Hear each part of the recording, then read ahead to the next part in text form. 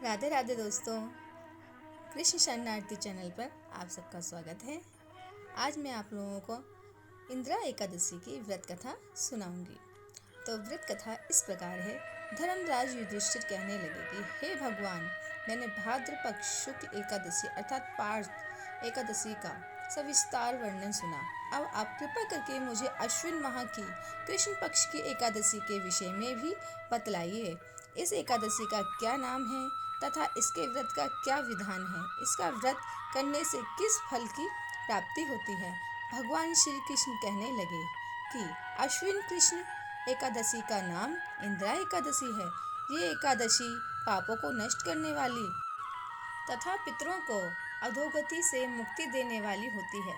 इस एकादशी से संबंधित जो कथा प्रचलित है उसे मैं तुम्हें सुनाता हूँ। श्रद्धा पूर्वक सुनकर श्रवण करें। प्राचीन काल में शतयुग में एक महिष्मती नामक नगरी, जिस पर इंद्रसेन नाम का राजा राज्य करता था। वह राजा बड़ा ही दयालु व प्रतापी था, जिस कारण उसके किसी भी वस्तु की कमी नहीं थी और उसी की प्रजा भी बहुत सुखी पूर्वक रहती थी। एक दिन राजा अपने दरबार में बैठा हुआ था तो उसी समय देव ऋषि नारद जी वहां पहुंचे। नारद जी को देखकर राजा अपने आसन से उठे और उनका भव्य स्वागत करके प्रणाम किया और उन्हें आसन ग्रहण करने को। इसके बाद देव ऋषि नारद जी ने राजा इंद्रसेन से कहा, हे राजन, आपके राज्य में सभी सुख भोग रहे हैं। प्रजा को किसी प्रकार का कोई कष्ट या दुख नहीं है। मैं आपकी इस उदारता को देखकर अति प्रसन्न हूँ। नारद जी की बात सुनकर राजा ने कहा, ये सब तो आपकी कृपा है जो मेरे राज्य में हर प्राणी सुख भोग रहा है। इसके बाद राजा इंद्रसेन ने महर्षि नारद जी से आने का कारण पूछा और कहा कि मैं आपकी क्या सेवा करूं जिससे आप प्रसन्न हो जाएं। राजा की बात सुनकर नारद जी बोले, हे राजन, मैं एक बार यमलोक गया तो देखा कि तुम्हारे पिता भी वहां बैठे हुए थे। हे राजा, तुम्हारे पिता भी तुम्हारी तरह ही बड़े ज्ञानी धर्मात्मा थे, किंतु एकादशी का व्रत नहीं करने के कारण मरने के बाद वो यमलोक गए, जिस कारण वो बहुत दुखी हैं। उन्होंने तुम्हारे लिए एक संदेश भेजा है। राजा ने पूछा, वह क्या संदेश है? देवर्षि, कृपा करके मुझे बताएं। आपके पिता ने कहा है देवर्षि, आप मेरे पुत्र इंद्रसेन, जो इस समय पृथ्वी पर महिषामती नामक नगरी का राजा है, उसके पास जाना और कहना कि मैंने पूर्व जन्म में कुछ बुरे कर्म किए हैं जिससे मुझे यह यमलोक मिला है।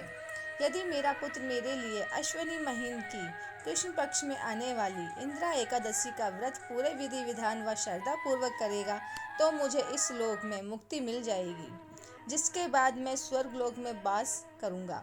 यह सुनकर राजा ने देव ऋषि नारद जी से पूछा कि कृपा करके आप मुझे इस इंदिरा एकादशी व्रत का विधान बताएं, जिससे मेरे पिता को स्वर्ग लोक प्राप्त हो। नारद जी ने कहा, इस व्रत के लिए तुम दशमी के दिन प्रातः जल्दी उठकर स्नान आदि से मुक्त होकर किसी नदी पर अपने पितरों के नाम का श्राद्ध करें और रात्रि को पृथ्वी पर शयन करें।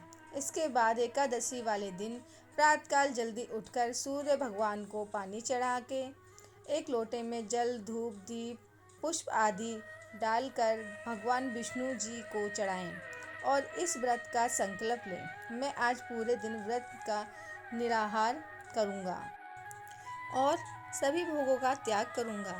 इंदिरा एकादशी व्रत की सभी विधि बताकर नारद जी वहां से चले गए और कुछ दिनों के बाद इंदिरा एकादशी आई। राजा ने इस एकादशी का व्रत किया और पूरे विधि विधान से श्रद्धा भाव से पूजा अर्चना करी और अपने पिता के नाम का श्राद्ध किया तथा दूसरे दिन ब्राह्मणों को भोजन कराकर दान दक्षिणा देकर उन्हें विदा किया। उसके बाद स्वयं ने भोजन किया।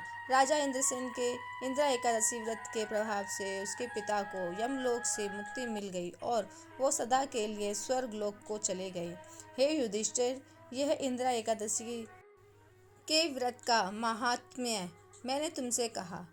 इसके पढ़ने और सुनने से मनुष्य सब पापों से छूट जाते हैं और सब प्रकार के भोगों को भोग कर वैकुंठ को प्राप्त होते हैं।